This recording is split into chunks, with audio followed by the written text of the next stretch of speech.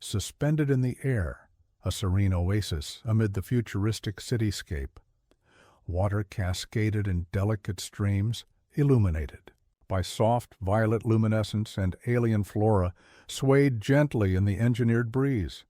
She paused, allowing herself a rare moment of reflection. The adoration of the people, the respect of allies, even the subtle fear in her enemies' eyes, all of it was intoxicating. But even as she inhaled the sweet scent of the ethereal flowers, she sensed it, the quiet, calculated envy lurking in Solara's gaze. Later, as twilight descended, the palace transformed. Holographic banners shimmered against the violet sky, projecting the queen's victories, her charitable works, and cultural advancements. Guests from distant worlds gathered in the banquet hall, their laughter and chatter masking the ever-present tension. Monique entered with effortless grace, smiles illuminating her face as she glided among her subjects. Every eye followed her, every heart stirred by her radiance.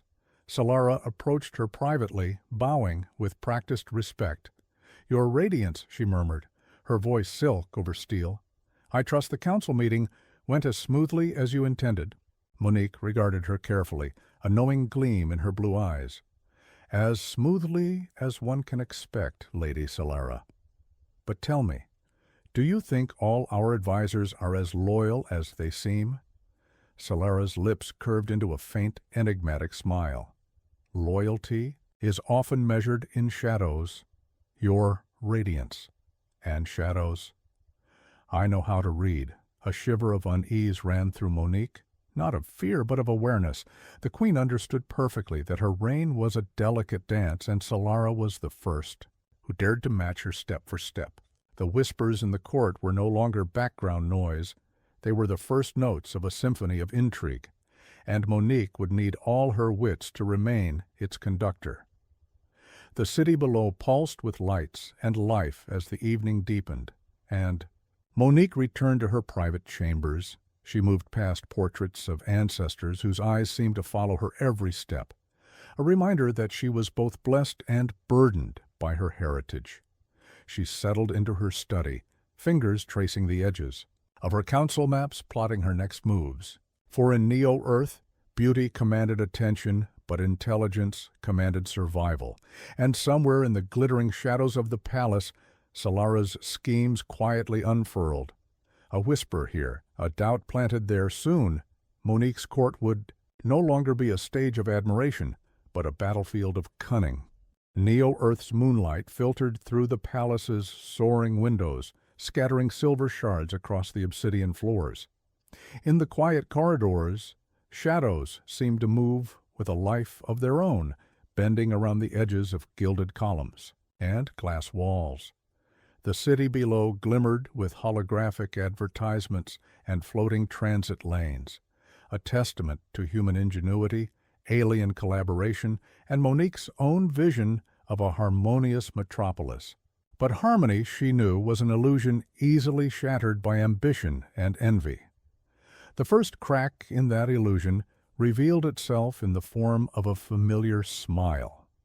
Lord Kaevan, a young diplomat from the Vega colonies, had always appeared loyal, deferential, and utterly devoted to Monique.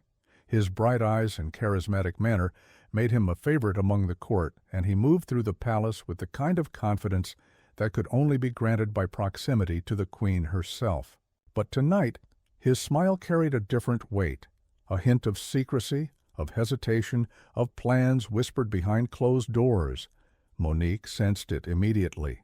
Her blue eyes, sharp as any blade, narrowed ever so slightly as she followed Kaevan's subtle movements during the evening banquet. Guests mingled. Alien dignitaries conversed in musical tones unknown to human ears, and holographic displays projected the history of Neo-Earth's triumphs. Amid it all, Kaevan slipped a folded message into the hands of a shadowy figure lurking near the balcony's edge. "Curious," Monique murmured to herself, the faintest edge of steel in her voice. She moved with the grace of a predator, approaching the balcony silently. There, a cloaked figure waited, and Kaevan's whispered words were carried on the wind, unintelligible but laden with intent. Monique's pulse quickened, not with fear, but with awareness. The first betrayal was no longer abstract. It was tangible, simmering in the moonlit air. Later, in the quiet of her study, Monique summoned Kaevan under the guise of private counsel. The room was illuminated by soft violet lamps, casting an ethereal glow on her sapphire gown. Her hair shimmered like gold in the ambient light, but her beauty was a weapon as much as it was a shield. Kaevan knelt before her, bowing with practiced respect. "Your radiance," he said, voice steady. Monique held up a hand, cutting him off. "Save your explanations for later, Kaevan," she said, her tone deceptively gentle. "I know more than you think. I saw the message, I saw your hesitation, and I saw the figure on the balcony." Kaevan's eyes widened, a flicker of panic betraying him. "Your radiance, it's not what it seems," he protested. "It is exactly what it seems," Monique interrupted, stepping closer. Her presence was overwhelming, but calm, a mixture of command and grace that pressed upon him like gravity. "I trusted you, Kaevan. I admired your loyalty. And yet, here you are, conspiring in the shadows. Why?" Kaevan swallowed hard, his usual charm failing him. I thought I could protect you. The Endarian traitors they threatened." "Enough," Monique said, her sapphire eyes cutting through him. "Excuses are the currency of the weak. If your intentions were noble, you would have come to me. Instead you chose secrecy, and that is betrayal." The air between them was taut, heavy with tension. Monique's voice, though measured, carried the weight of the crown she bore. She did not lash out physically. Her intellect was sharper than any sword, but the disappointment in her gaze struck deeper than any blow. Kaevan felt it, a cold emptiness settling in his chest. He had underestimated her, as so many did. "You may leave now," Monique said finally, her voice soft but unyielding. "Your presence here is no longer welcome. Consider this your first and final lesson in loyalty." As Kaevan slunk away, Monique allowed herself a moment to breathe. Betrayal was never painless, even for a queen of her experience. But it was inevitable in a court where envy and ambition intertwined like venomous vines. She moved to the balcony, gazing down at the city lights, her mind calculating, plotting. Every act of deception, every whisper in the corridors would be met with strategy, with foresight, with elegance. And yet, even as she composed herself, a sliver of doubt crept in. Kaevan's betrayal was the first, but not the last. She could feel it, the undercurrents of ambition, the hidden alliances forming in the shadows. In Neo-Earth, loyalty was rare, beauty was dangerous, and power was the ultimate prize. Tonight, Monique's court had revealed its first fracture, and from that fracture, a storm was beginning to form. The palace corridors at Neo-Earth were quieter now, a hushed prelude to the chaos that simmered beneath the surface. Moonlight streamed through the vast windows, casting elongated shadows across polished obsidian floors. Monique walked alone, the soft rustle of her sapphire gown echoing like a subtle declaration of her presence. The betrayal of Kaevan still lingered in her mind, a bitter reminder that even the brightest loyalties could be corroded by fear, ambition, or weakness. Her thoughts were interrupted by a soft voice, barely above a whisper. "Your radiance." Monique turned to see an unfamiliar figure step from the shadows. The figure's uniform was sleek, practical, marked with the insignia of the Interstellar Security Council, a branch she had relied upon rarely, yet trusted implicitly. Lieutenant Elara, her new aide, offered a respectful bow, her green eyes sharp and intelligent. There was no pretense in her demeanor. She exuded loyalty, not ambition. "I apologize for the intrusion," Elara began, voice steady, "but I thought you should know that Kaevan's movements are being monitored. The message he delivered was intercepted by council informants. Whoever he contacted is not of this city, and their intentions are far from diplomatic." Monique's sapphire eyes narrowed. "An outsider?" she asked, her tone calm, though a spark of excitement flickered in her gaze. Intrigue was intoxicating, and danger often brought clarity to her strategies. Yes, Ilara replied, they are precise, calculating. I've never seen someone maneuver so openly and yet remain invisible to the public eye. Monique's lips curved into a faint smile. Danger had arrived at her doorstep, as it always did. But this danger also presented opportunity. Very well, she said. Keep me informed and ensure that Kaevan remains under surveillance. Discreetly. The last thing we need is panic among the court. Ilara bowed again, her expression a mixture of respect and determination. Understood, Your Radiance. As Monique moved deeper into the palace, she couldn't shake the tension that had settled like a weight on her shoulders. The court was a living organism, a delicate balance of beauty, ambition, and power. And now she realized the cracks were widening. Alliances would need to be forged carefully, trust weighed meticulously, and every gesture, every word, every glance would be a test of loyalty. The following days were a whirlwind of appearances, council meetings, and public engagements.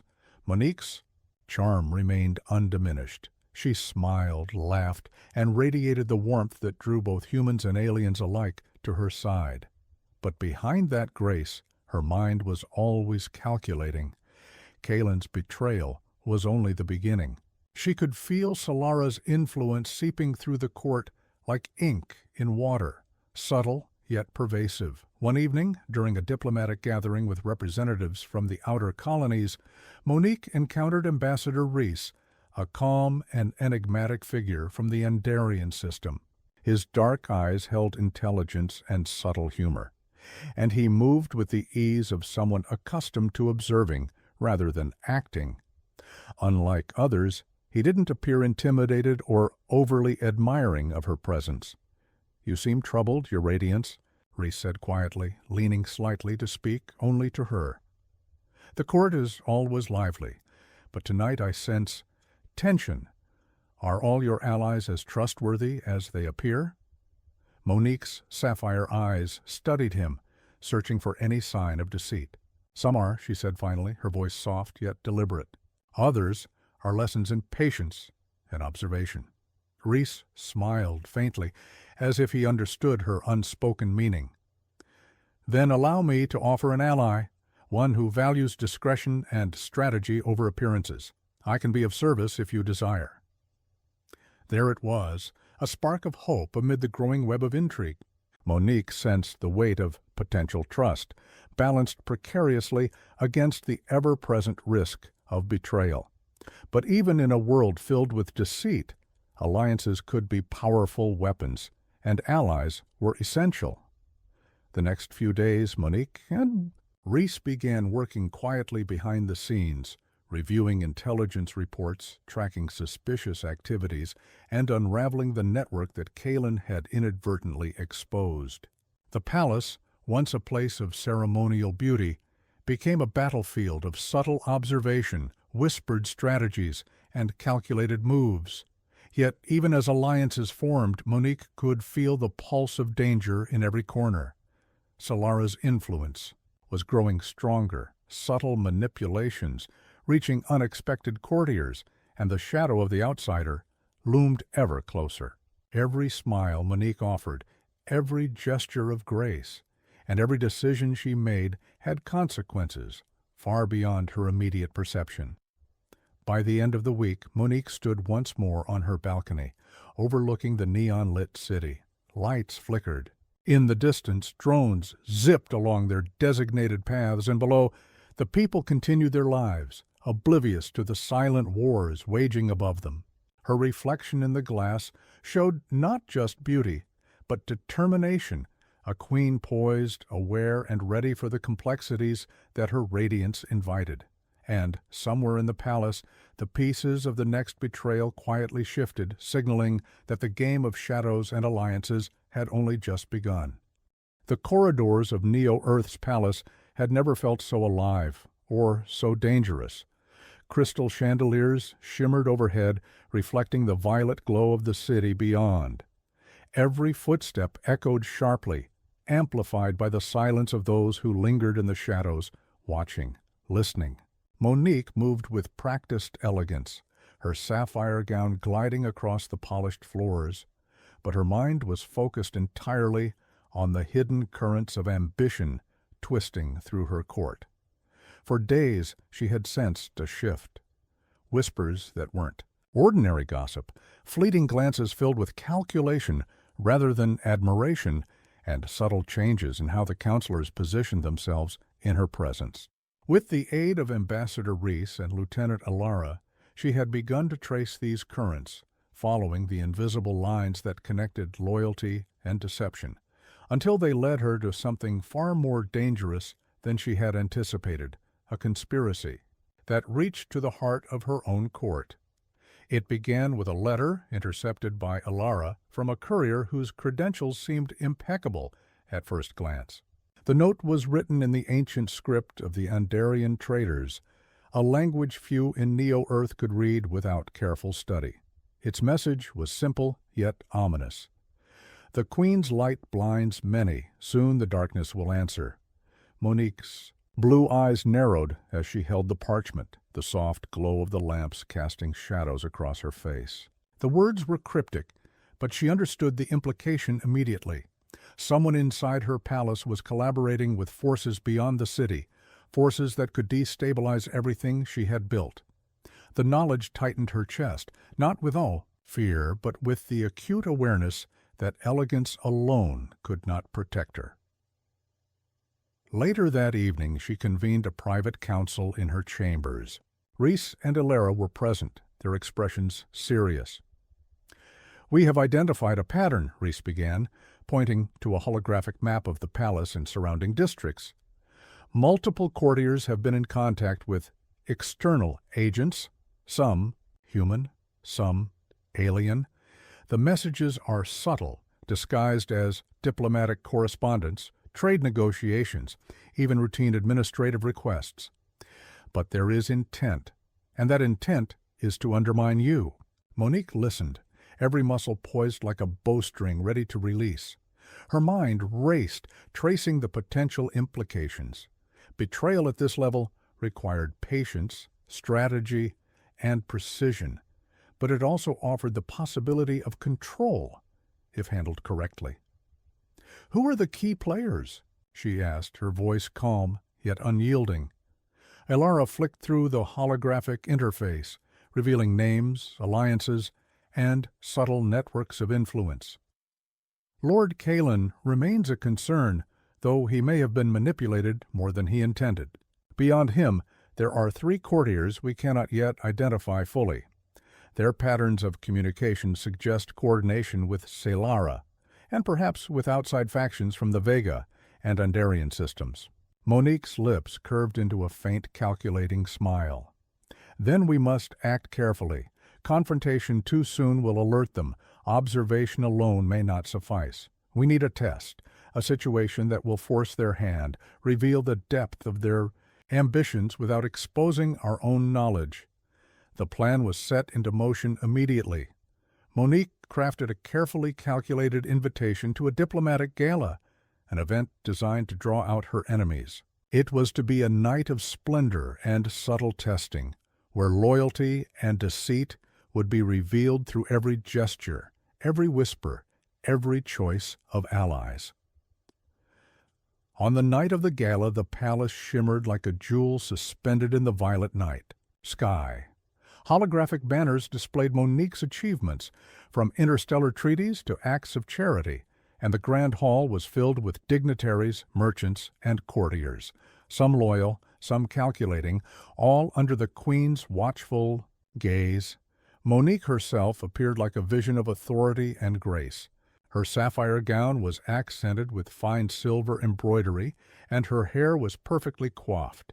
Every movement intentional, every smile a subtle tool of diplomacy. Eyes turned toward her, hearts swelled with admiration, and minds raced with envy. As the evening progressed, Monique observed with meticulous care. Glances were exchanged, conversations interrupted, subtle gestures recorded. She watched Kaevan closely, noting every flicker of hesitation, every shadow of guilt or fear.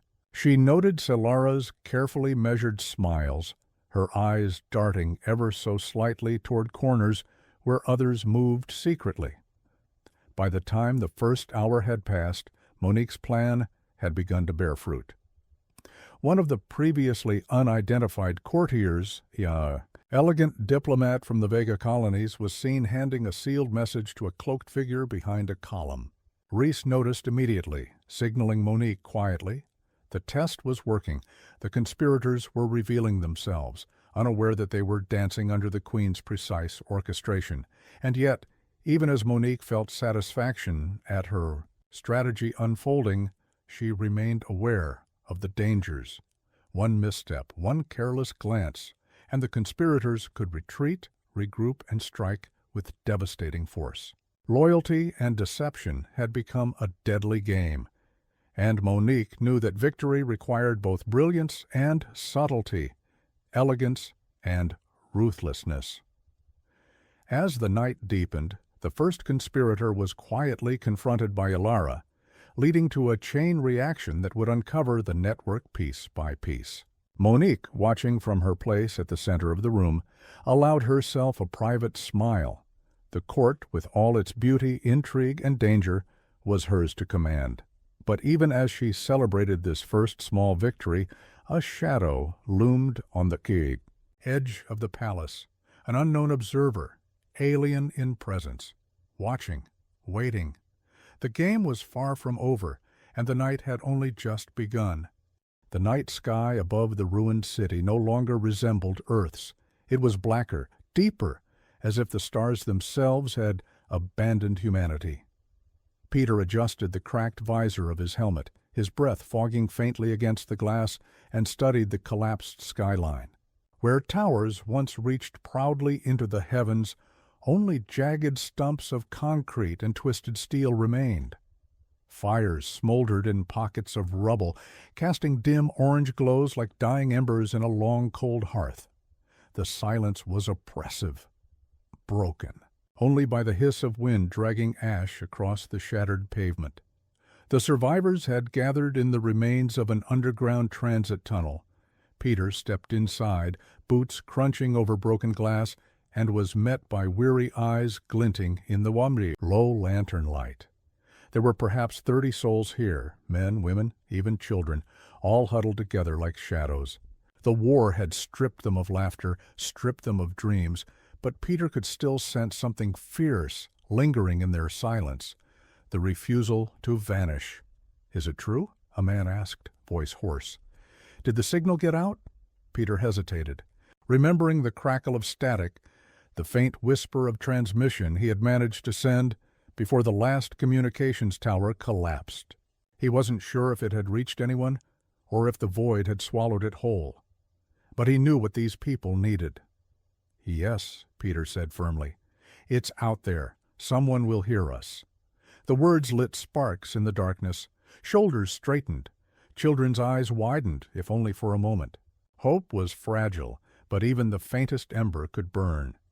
Yet, as the survivors spoke quietly among themselves, Peter's gaze drifted back to the tunnel entrance. Beyond the shadows and the corpse of the city, he had seen movement. At first he thought it was smoke curling strangely against the light, but no. The enemy moved differently, silent, deliberate, with a kind of predatory patience. The black-armored creatures with burning red eyes did not need to rush. They hunted like inevitability itself. He stepped outside again, rifle in hand, and looked down the empty avenue. His reflection shimmered briefly in the cracked windows of an abandoned tram, and for an instant he barely recognized the man staring back, ash-streaked face, hollow cheeks, a soldier clinging to purpose while the world crumbled. A whisper of static broke through his earpiece. It wasn't the enemy's interference this time. It was faint, human. "Peter? If you can hear this, hold. The ruins near the river. We're alive." The voice was distorted, fractured by distance and interference, but Peter felt his pulse quicken. Survivors. Organized? Possibly. Fighters. If there were others still resisting, then Earth wasn't just dying, it was bleeding, fighting, refusing to collapse into silence. But reaching them meant crossing the open city, where the creatures prowled like shadows among the ruins. Peter tightened his grip on his rifle. The choice weighed heavily: stay here to protect the 30 fragile lives depending on him, or risk everything to link with the voice across the static. He could feel the city itself, listening, watching, as though every crumbling wall and shattered street lamp had absorbed the whispers of the dead. The last Earth signal had not gone unnoticed, and in the ashes of the forgotten something stirred, something that would decide whether hope endured or whether the last flame of humanity would be smothered beneath alien shadows. The next day began in silence. Not the kind born of peace, but the brittle silence of a ship waiting to snap. Andoris 9 groaned as if something pressed against its bones. Each corridor seemed narrower, each flickering light a pulse from some unseen heart. Lena Vera walked those halls with her breath shallow, clutching the console slate pressed to her chest like a talisman. The night had not been kind. Dreams had clawed her consciousness, fragments of faces, voices not her own, corridors that bent and folded into impossible shapes. When she awoke, she swore she still heard them whispering in the static of her cabin walls. She left her quarters before dawn cycle, unable to bear the stillness. The central hub was deserted, though scraps of conversation lingered in her mind. Murmurs about Catherine's growing hold, mutterings about whether Andoris 9 itself wanted them here. When she reached the observation ring, she stopped. The stars no longer looked like stars. They pulsed faintly, as if underwater, and one by one they seemed to shift in color, some fading to a deep bruised violet, others to a pale washed-out green. Through the transparent plating of the observation dome, the universe rippled. Her skin prickled as though the void outside was watching her back. She touched the glass. Cold. Too cold. And beneath that chill, a sound. At first she thought it was the distant hum of machinery, but the longer she listened, the clearer it became. A low murmur, layered and many-throated, pressing against the hull, like words caught between breaths, like someone trying to speak through the metal. Not alone. The whisper flared so sharp it made her flinch back. Her slate nearly fell from her grip. Her mind scrambled for explanations. Ventilation, distortion, acoustic bleed from the comms net, maybe her own nerves feeding back into her senses. But the voice had been there, distinct enough to carry weight, distinct enough to recognize intention, not mechanical, not human, something in between. Lena steadied herself and forced her gaze back to the viewport. The violet starfield seemed to twist into patterns, almost deliberate, spirals, lattice forms, like symbols scrawled by invisible hands, and as she stared, she felt the same sensation she had in the derelict sector of the station days ago, the pull. A tug not of gravity, but of mind. She pulled away before it could deepen, her pulse hammering. She had come here to clear her thoughts, but instead the station pressed more of its riddles into her. When she turned, she wasn't alone. Catherine stood in the archway, still and composed, as though she had been watching Lena for some time. Her eyes, dark and steady, held no malice, only an unnerving patience. "You hear them too," Catherine said softly. Not a question, but an affirmation. Lena froze, unsure if denying it would make her safer. "Hear what?" Catherine stepped closer, her boots whispering against the metal floor. "The murmurs, the station speaks. You've felt it. You've seen it in your dreams. You can't hide that from me." Her words were calm, but each one curled like smoke, invasive. Lena wanted to argue, but her throat refused. The truth pressed too close to be denied. Catherine tilted her head, a faint smile ghosting across her lips. "It isn't madness, Lena. It's clarity. The Andoris has been waiting for someone to listen. The others ignore it, silence it with rationality. But you," she paused, eyes narrowing slightly. "You hear as I do." The room seemed to darken, shadows stretching like veins across the walls. The hum of the station deepened, and Lena could almost believe the metal beneath their feet was breathing. Catherine leaned closer, her voice barely more than a whisper. "If you stop resisting, you'll see what I see, and you'll understand. Why this station cannot be abandoned. Why we cannot leave."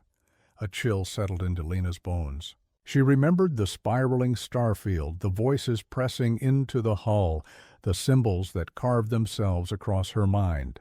And she knew with cold certainty that Catherine was not lying. The station was speaking. The only question was, who or what was speaking through it, and why did it feel more and more as if it was speaking directly to her? The Crimson Harbinger glided through the black void with its engines pulsing a faint, menacing crimson glow. It was a ship unlike the others in Kaevan's fleet, sleeker, sharper, more like a blade than a vessel. Threxali's flagship. Even from a distance, its hull seemed alive, rippling faintly as though something inside was pressing against the metal, hungry to be free. Kaevan stood at the observation deck of the Vigilant Star, staring at the dark silhouette that grew larger on the view screen. His reflection floated in the glass, worn features, eyes rimmed with exhaustion, and a weight on his shoulders that had not lifted in months.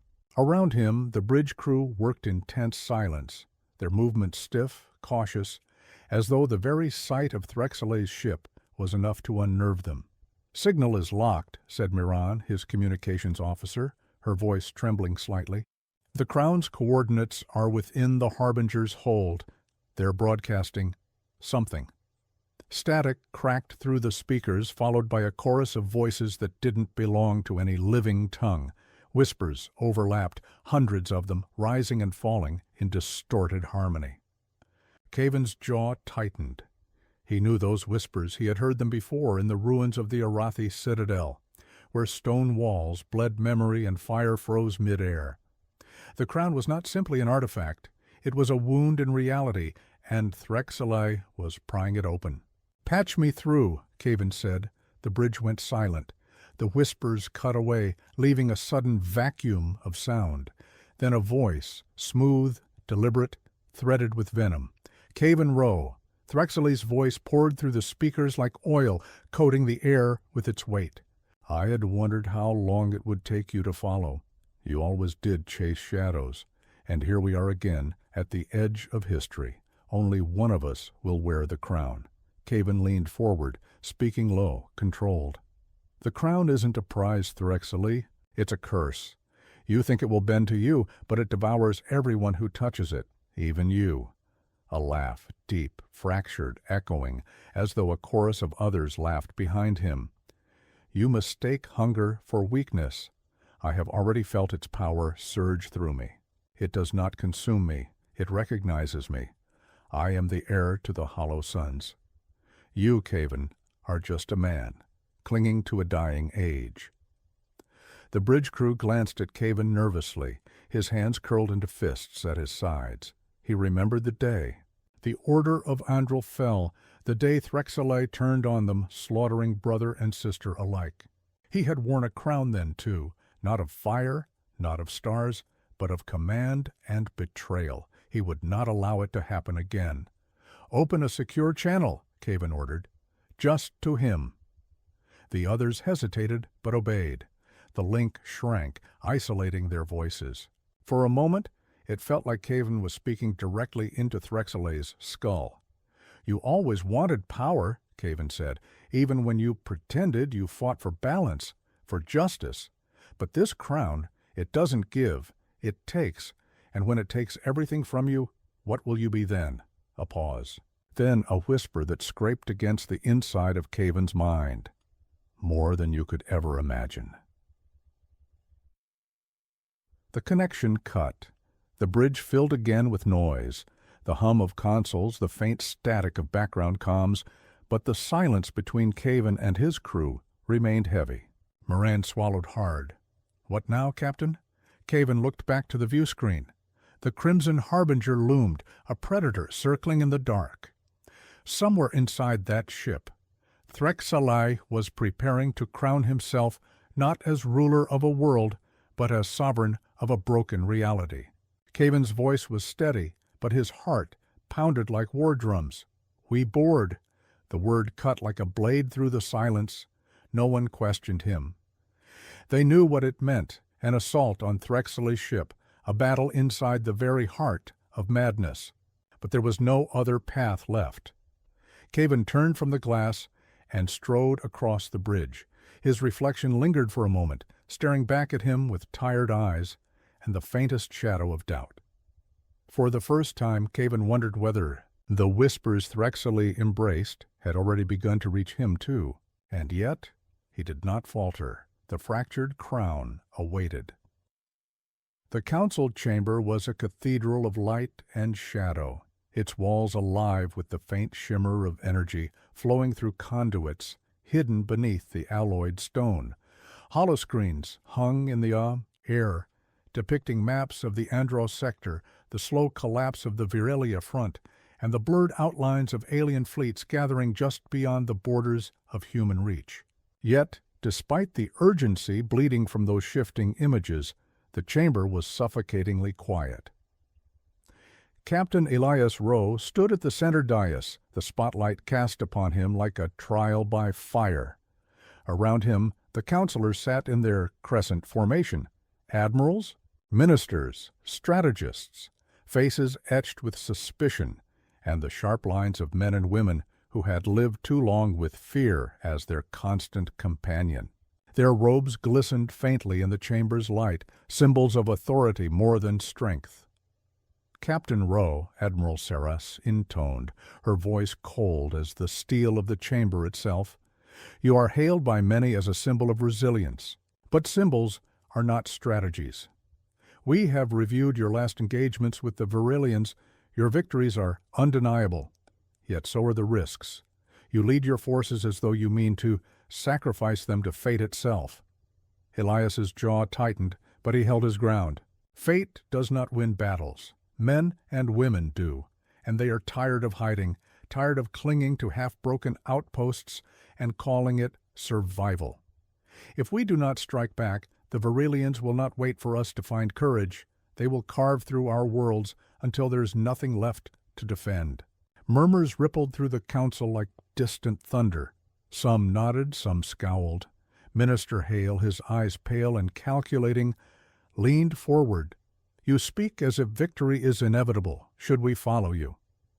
Do you forget how many ships we've lost in the last 3 months alone? We are bleeding dry, Captain. You ask us to gamble what remains of our fleet on a war we may already have lost." Elias stepped closer to the edge of the dais. The light caught the scars etched along his cheek, the physical reminders of battles survived where others had fallen. "We have not lost. Not yet. I've seen what defeat looks like. It's silence. It's the absence of hope. And I tell you now, our people still fight. They still believe. They look to this chamber for strength, and all they see are closed fists clutching at survival rather than open hands reaching for victory." For a moment the chamber wavered between silence and storm. Then, from the shadows, Counselor Danar spoke, a man whose voice was a whisper, sharpened by doubt. "And what of the reports, Captain Rho, of the visions, the dreams that have plagued you?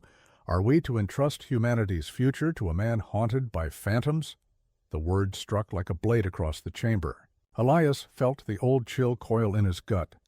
The visions of fire, of broken skies, of a figure cloaked in red light, who always waited at the edge of his dreams.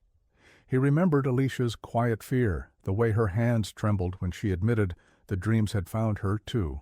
"I will not deny them," Elias said finally, his voice steady though his heart raced. "Yes, I've seen things.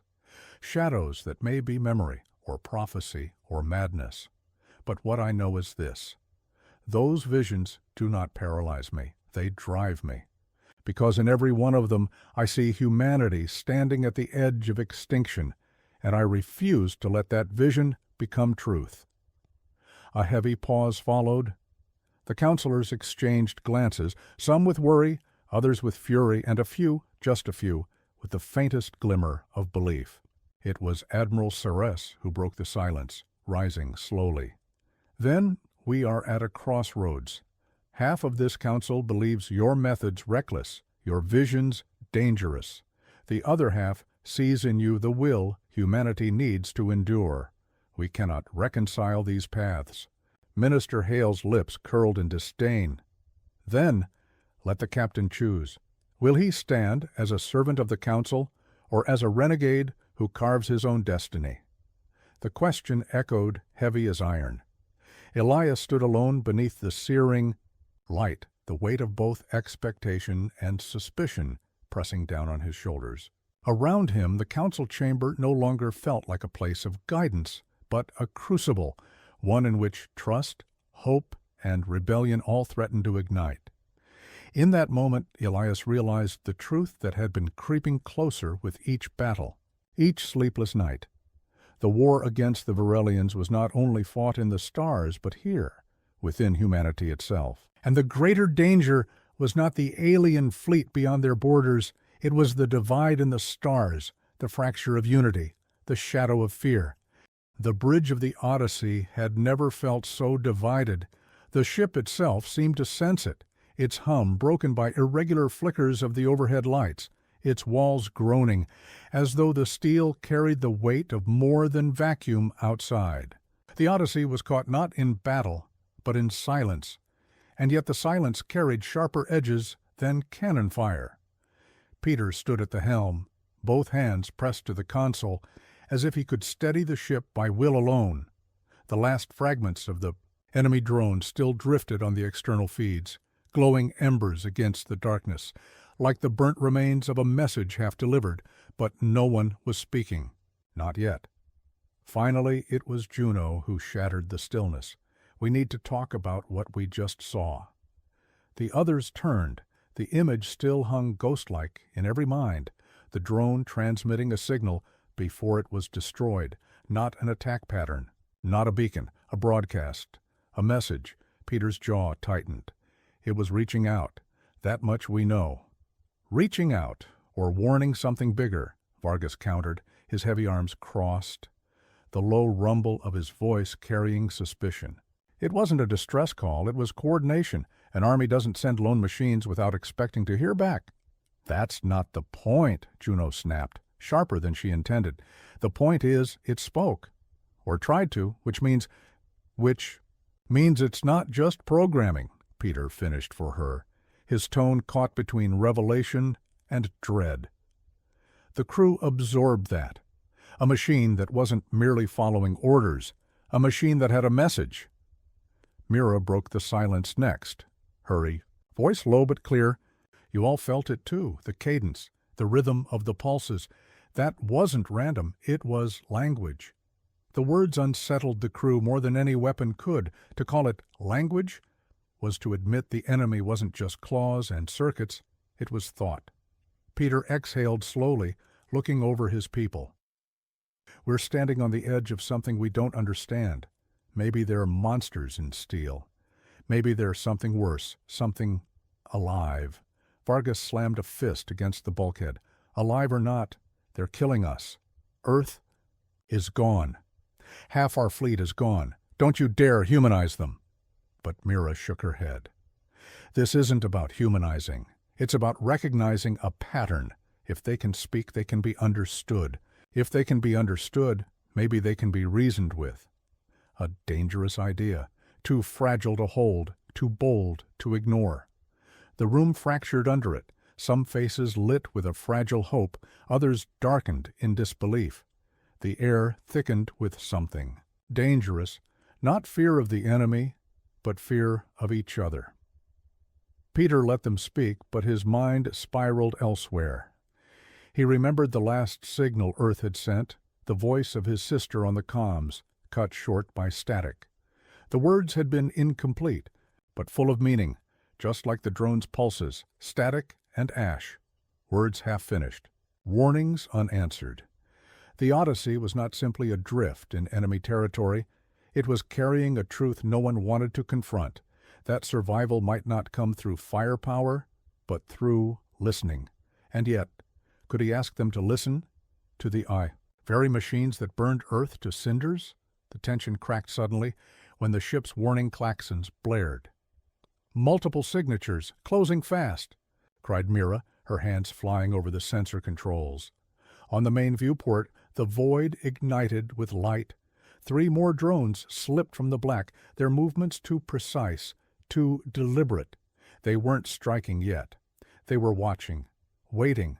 The comms flickered alive, a distortion so raw it clawed down the crew's spines. But beneath the static, the pattern emerged again. Rhythmic, structured. Language. The bridge fell silent, every heart pulled tight.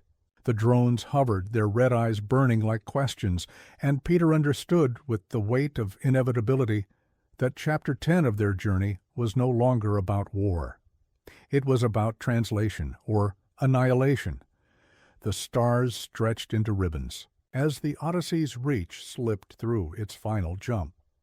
The hum of the drives faded, leaving only the subdued murmur of systems recalibrating. Outside, the void was still, too still. The usual crackle of background radiation, the faint static, song of the galaxy, even the scatter of distant comms chatter. All were gone. It was as if the universe itself was holding its breath. Captain Elias Rho stood at the forward viewport, his reflection cast in the dim blue glow of the ship's instruments. His jaw tightened. "Report. Coordinates correct," replied Lieutenant Mara Vey, fingers dancing across her console. "But, sir, there's nothing here. No stations, no relays, no beacons. It's empty." Her words echoed like a curse. This system, once a bustling node of commerce and defense, should have been alive with orbital lights, docking arrays, transport lanes weaving like threads of silver. Instead, the void was a hollow canvas. Not. A single signal pulsed across their receivers. "Check again," Elias ordered. Though he already knew, his gut churned with the weight of truth. "Long-range scans. Push the sensors until they bleed." The ship obeyed with a low thrum, sending out invisible fingers to probe the darkness. The results appeared seconds later, and with them came dread. "Sir," Mara's voice cracked, "I'm picking up debris, massive debris fields, metal hulls, fractured. It's—" She swallowed hard. "It's a graveyard." The viewport shifted as the ship pivoted, and the crew saw it, an endless spread of broken ships drifting in silence.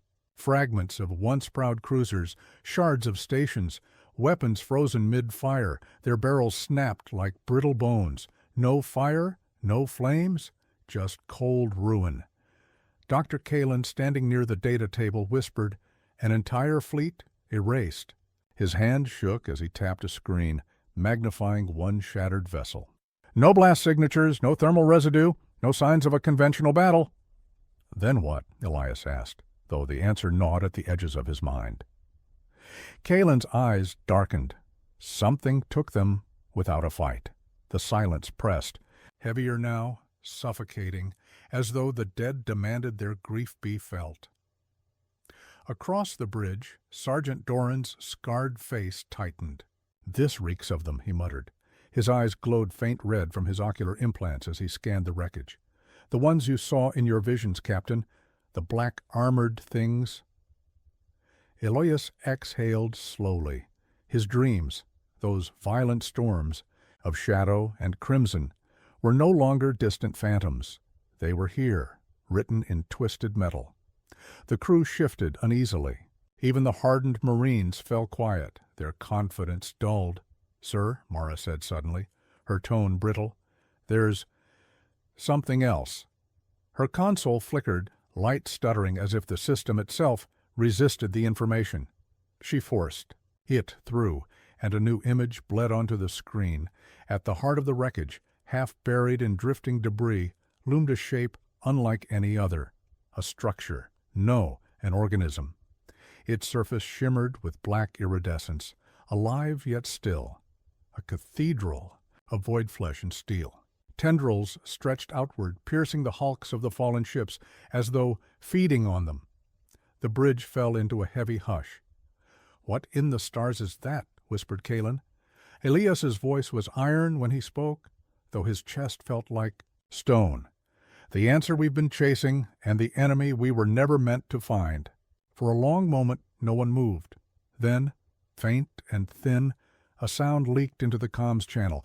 Static at first, then a whisper, layered and fractured, echoing in a dozen tongues.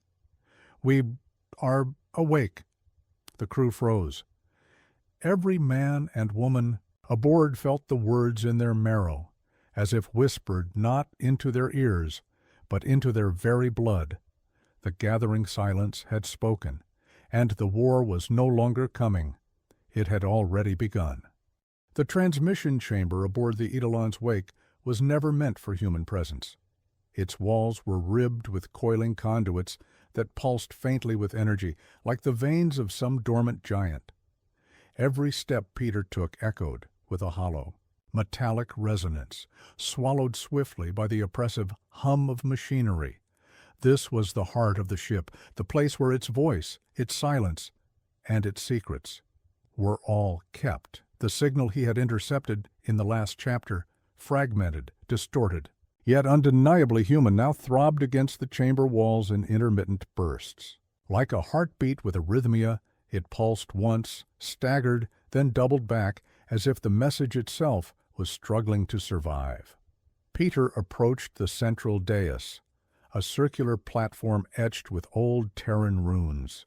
He wasn't sure if the markings were ceremonial or purely functional, but when he touched them, his fingertips prickled as though dipped into static. The ship seemed to notice. The disembodied voice of the Wake spoke softly, its tone altered as though it too was listening.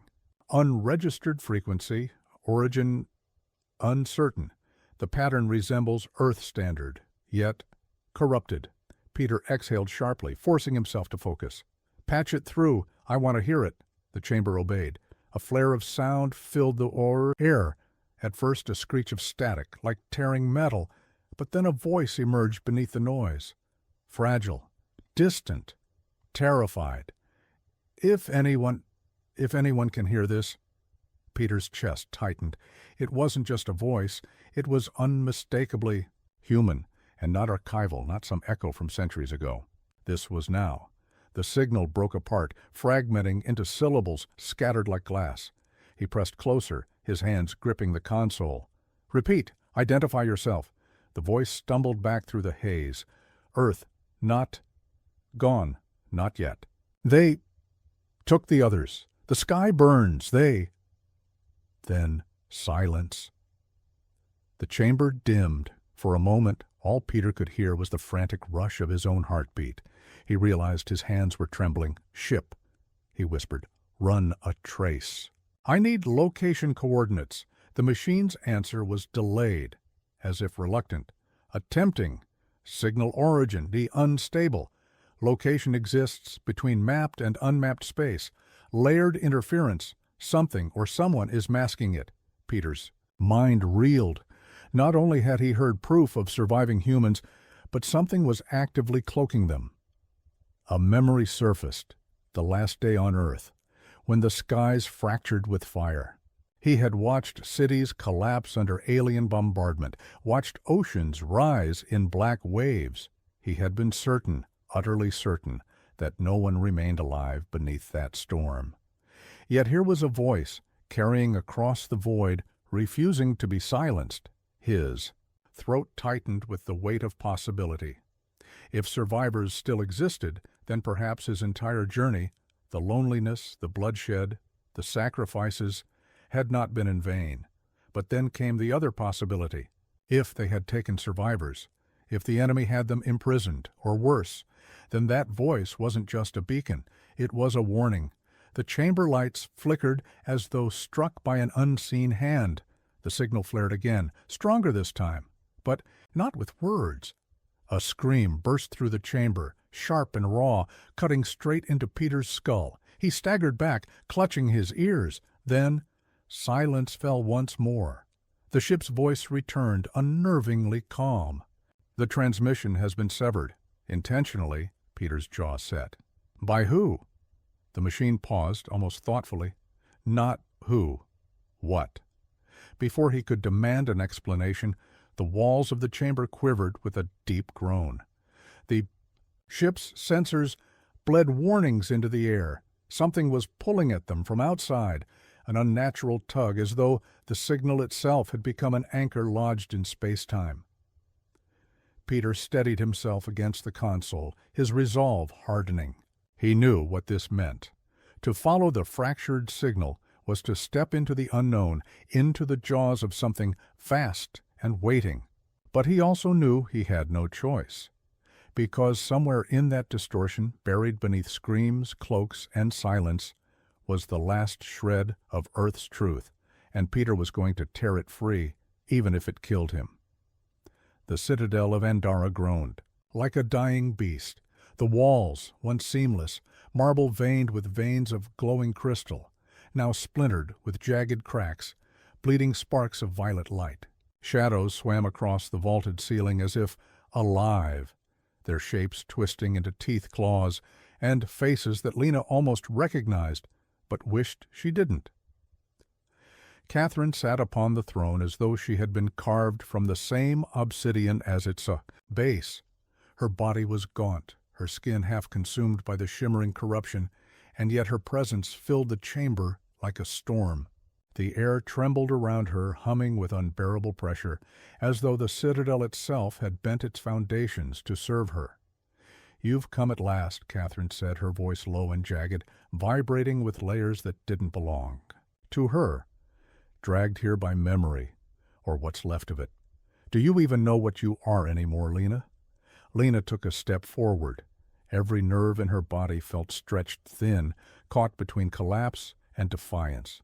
The remnants of Andros 9 shimmered behind her mind's eye. Broken decks, dead corridors, faces she could not name, yet could not forget. All of it echoed here, converging. "I'm not yours," she said, though her throat burned with doubt. Catherine smiled faintly, and the citadel trembled. "Not mine. You were carved from the same breach. You and I, we are fractures of the same wound, and you came back to it. Don't you see? This place is the anchor. Tear it away, and you erase yourself." Her words struck deeper than Lena wanted to admit.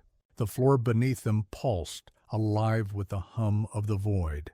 A fissure split open across the hall, spilling light so bright it seared her vision, and for an instant Lena saw thousands of silhouettes. Humans, not humans, things twisted into shapes that could not survive, reaching through the light as though drowning. Lena clenched her fists. "You're not an anchor. You're a parasite. Whatever this throne is, whatever it feeds on, it ends with you." Catherine rose, and the throne cracked beneath her. A web of violet light spidered across the chamber, shaking the citadel to its core. "Then try, little fracture. Try to cut me away from what birthed you." The fight was less battle and more unraveling.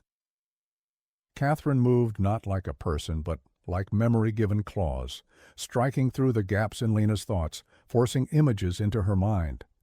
For an instant, Lena was back on Andros 9, trapped in a corridor full of smoke.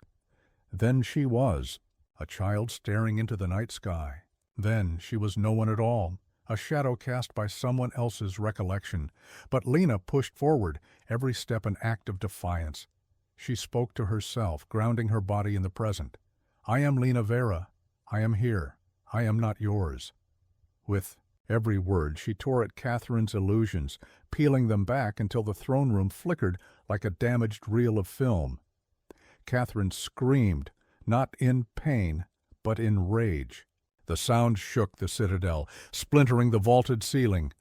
"You are nothing but a shard of me," she spat. "Without me, you are void."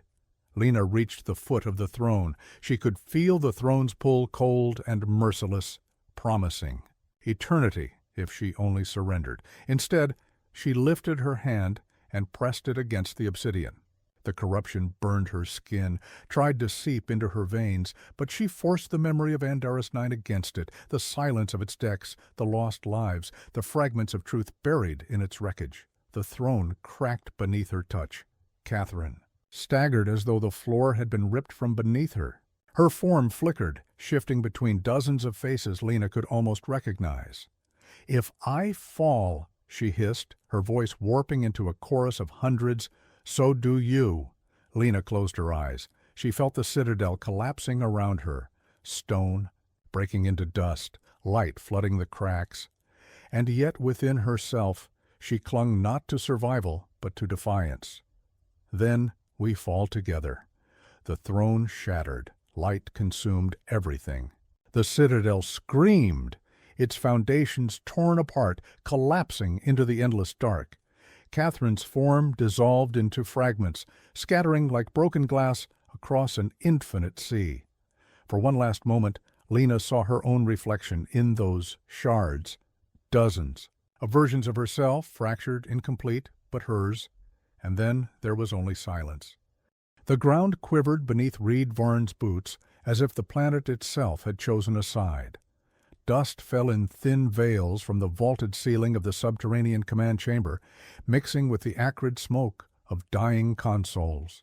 The war was no longer at the gates, it was inside, flooding into every corridor of Heaven's Gate, the last citadel of the Andromean Accord. On the central dais, Reed studied the holographic map flickering weakly in the air. Enemy swarms were tearing through the outer defenses, each wave moving like a coordinated storm of metal and shadow. Clint Vaylor's forces had breached the perimeter walls faster than anyone had predicted.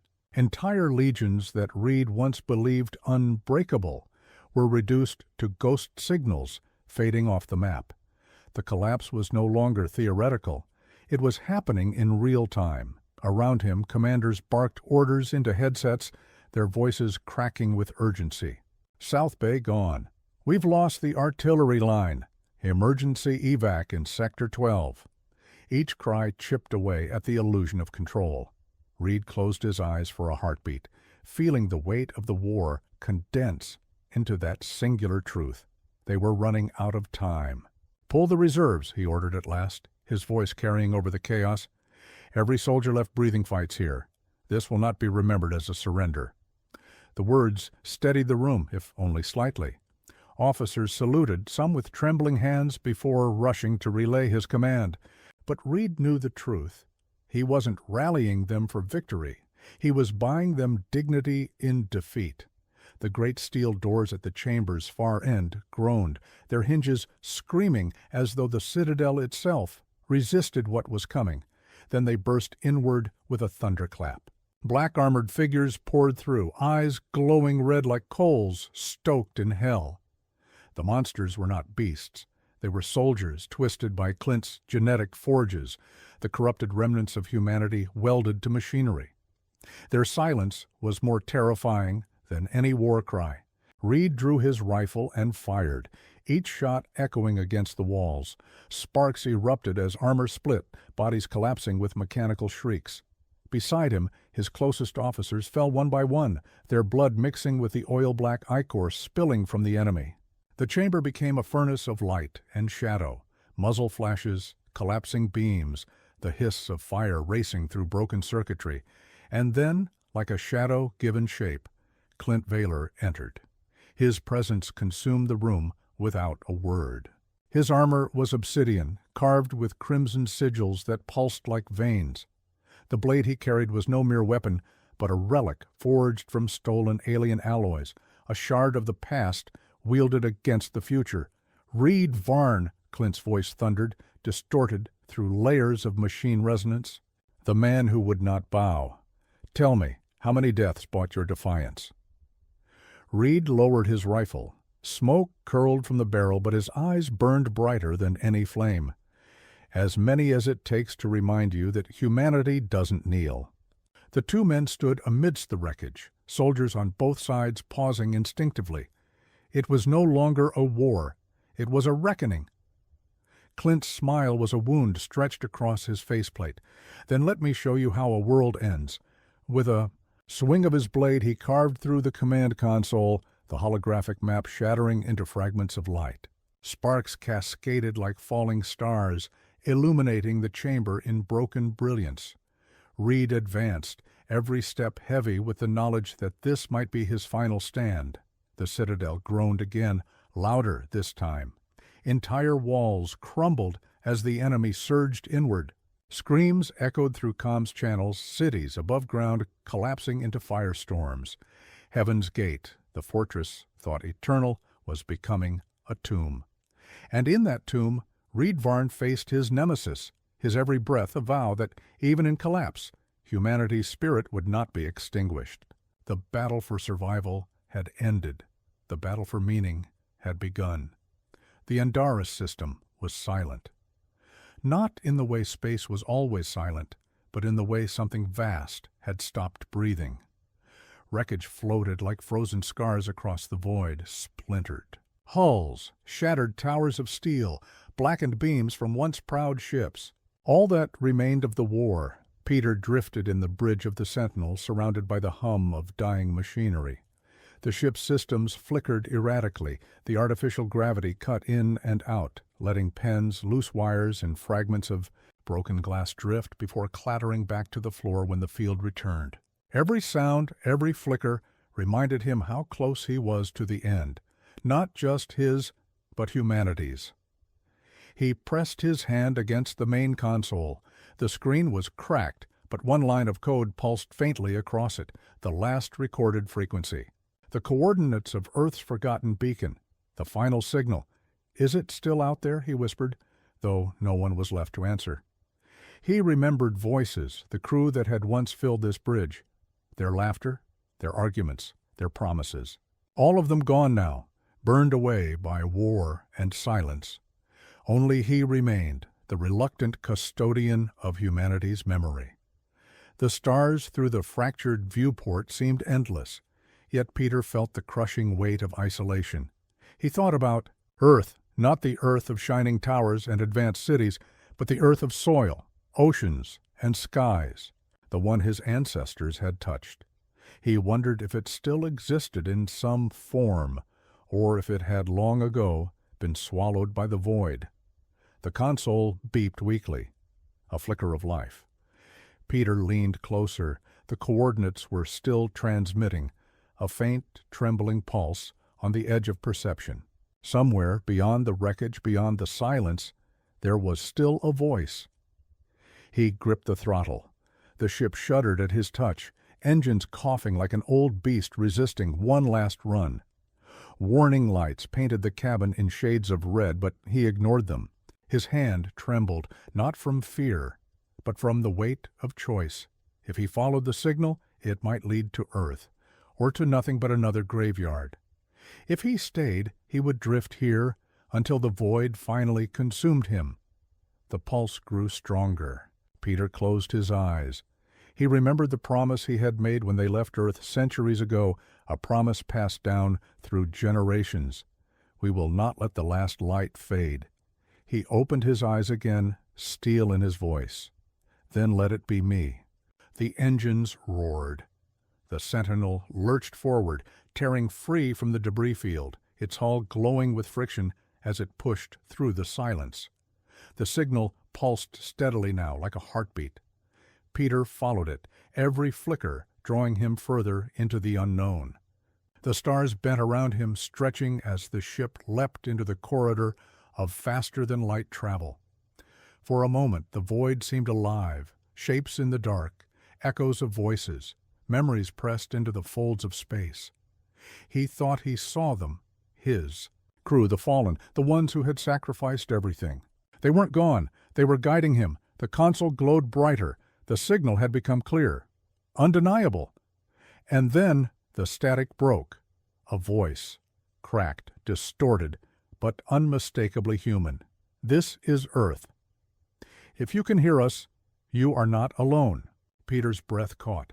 His hand shook as he reached for the console, tears stinging his eyes. Against all odds, against the silence, the last signal still burned across the void, and as the ship plunged into the light of an unseen world, Peter knew one thing with absolute certainty. Humanity's story was not over. Not yet. The light of the new world cut through the viewport of the Sentinel, gentle but relentless, painting Peter's face in shades of gold and amber. The ship had slowed, drifting now in the upper atmosphere of a planet that seemed untouched by war, untouched by the void's cold grasp.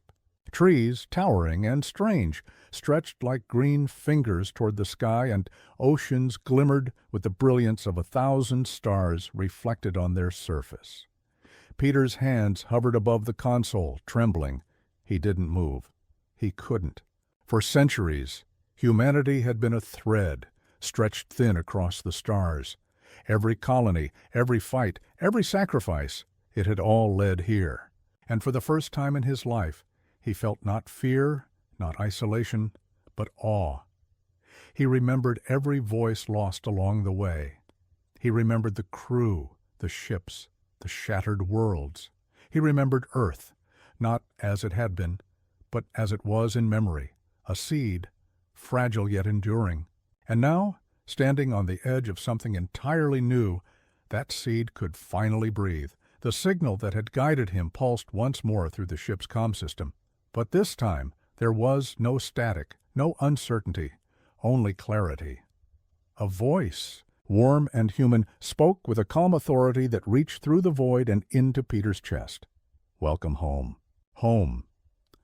The words settled around him, heavy with history and promise. Peter stepped to the viewport and looked out again. The planet's surface stretched endlessly, inviting and mysterious, teeming with life, waiting to be understood, explored, and protected. For the first time, humanity's story felt whole again, not confined to the memory of what was lost, but alive in what could be created. He thought of the sacrifices that had been made, of every life given to keep the last signal. Alive. They were here in spirit, their echoes embedded in every heartbeat, every whisper of the wind across the alien plains.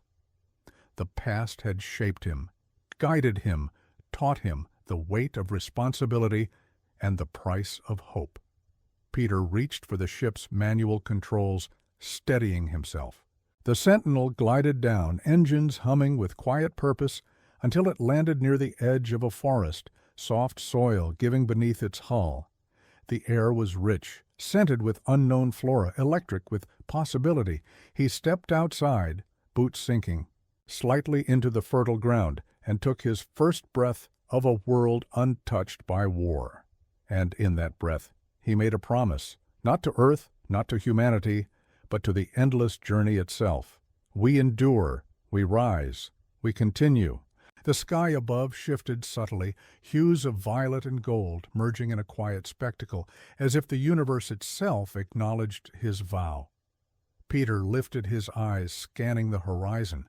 Somewhere in the distance, faint silhouettes moved, alien, human, perhaps both, and he realized the world was not empty. Life would meet life here. Stories would intertwine. Hope, fragile and luminous, would grow. Peter knelt, placing a hand on the soil.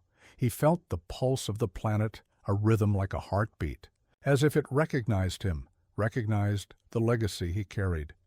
Humanity's story was not over, not now, not ever. And as the Sentinel stood silent behind him, its hull catching the first true light of dawn, Peter Varn, the last voice of the old Earth, smiled. For the first time, he understood. Survival was only the beginning. Creation awaited the orb. Echoes of the last signal faded into the wind, dispersing across the alien plains into the forests and oceans, a testament to endurance, love, and the indomitable will to continue. Humanity had found its second chance.